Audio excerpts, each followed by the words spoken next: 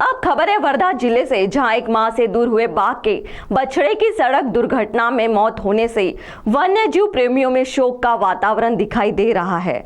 तो आइए जानते हैं यह घटना किस परिसर में किस वक्त घटी, इस खबर में।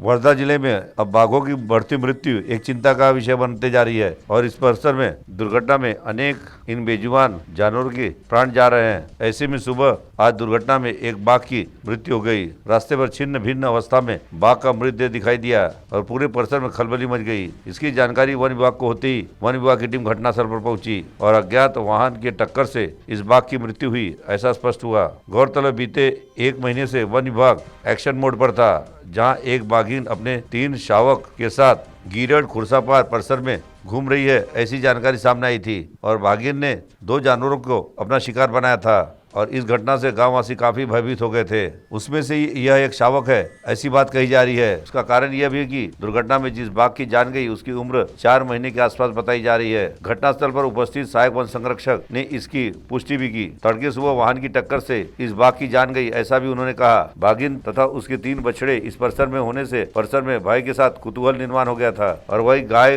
का शिकार किए जाने से इस परिसर में दहशत का वातावरण भी हो गया था। गिरड परिसर में इस परिवार का मुक्त संचार होने से सभी सतर्क हो गए थे और इन शावकों को सुरक्षित रखने के लिए वन विभाग की ओर से तमाम तरह के प्रयत्न किए जा रहे थे और रात के समय जानवरों से फसल को सुरक्षित रखने के लिए कुछ किसान विद्युत प्रवाह भी अपने